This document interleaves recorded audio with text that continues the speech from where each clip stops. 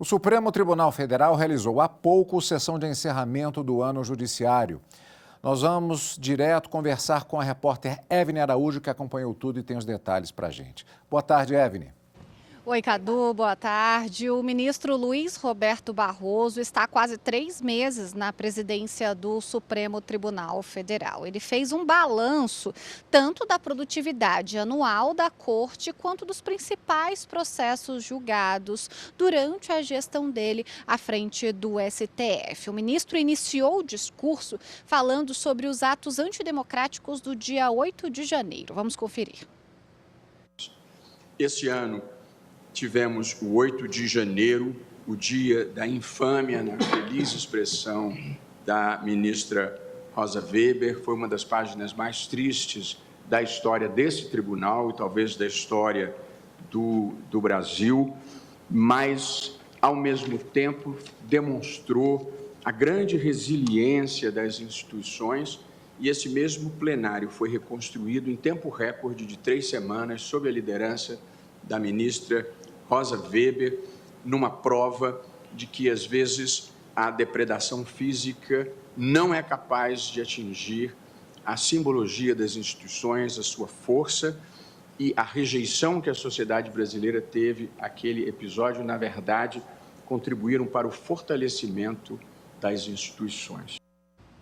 Em 2023, o Supremo Tribunal Federal recebeu mais de 78 mil processos entre originários e recursais. Houve aumento de 10% em relação ao ano passado. As ações penais do dia 8 de janeiro foram as responsáveis pelo acréscimo, segundo o ministro Barroso. O STF proferiu este ano 101.760 decisões, 17 mil colegiadas e 84 mil monocráticas. Luiz Roberto Barroso explicou o motivo dessas decisões individuais que recentemente foram questionadas pelo Senado Federal. Vamos ouvir. A regra geral aqui é que cautelares em ações diretas, que geralmente envolvem atos dos outros poderes, venham imediatamente a plenário virtual ou físico. Foi isso que nós reiteramos em emenda regimental aprovada ainda sob a presidência da ministra Rosa Weber. Quanto às demais, o padrão desejável é que todas as cautelares que sejam institucionalmente relevantes venham igualmente ao plenário. Quanto ao mais, é preciso que se tenha a consciência da impossibilidade. Com 54 mil recursos extraordinários ou agravos, 7 mil reclamações, 12 mil habeas corpus, sem falar em mandado de segurança e outras classes processuais, seria simplesmente inviável que todas as decisões monocráticas viessem a plenário. Simplesmente não teria como funcionar, é materialmente impossível. O presidente do STF destacou ainda os principais julgamentos realizados pela Corte nos últimos 3 meses, entre eles a demarcação de terras indígenas, o direito à licença-maternidade a gestantes em contrato temporário, a obrigatoriedade do fornecimento de transporte público em dias de eleições e o reconhecimento do estado de coisas inconstitucionais da situação do sistema carcerário brasileiro. Nós reiteramos o estado de coisas inconstitucional no sistema prisional e determinamos ao governo federal que, em 90 dias, elabore um plano para enfrentamento desse problema do excesso de entrada, da má qualidade das vagas e da permanência além do tempo, e já previmos que, apresentado o plano pela União Federal, os estados também terão um prazo de 90 dias para apresentar o seu próprio plano. Considero que esse é um precedente importante no enfrentamento da questão prisional no Brasil.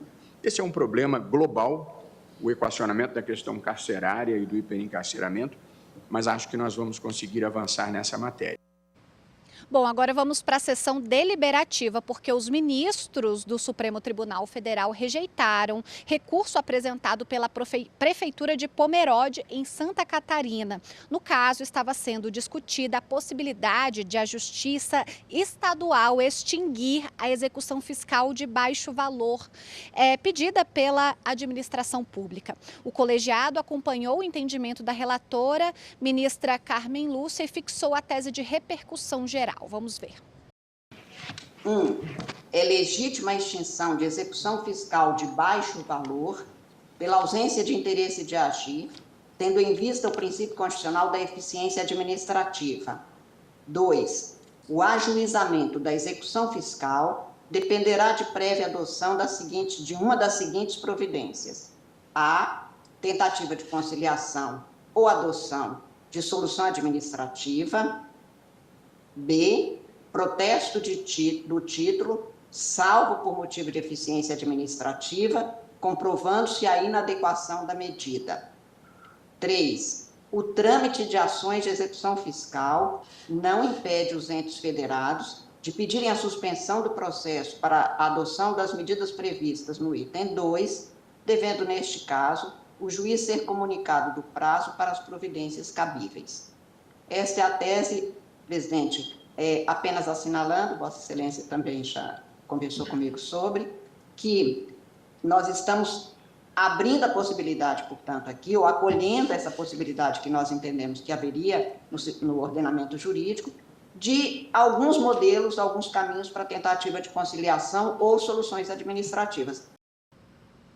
Bom, com recesso forense, o Supremo Tribunal Federal passa a trabalhar em sistema de plantão judiciário, ou seja, os prazos processuais ficam suspensos até 31 de janeiro. Caso seja necessário apresentar algum pedido de urgência à Corte, isso deve ser feito de forma exclusiva, de maneira online. Cadu, eu volto com você no estúdio. Obrigado, Evner. Parabéns pela cobertura.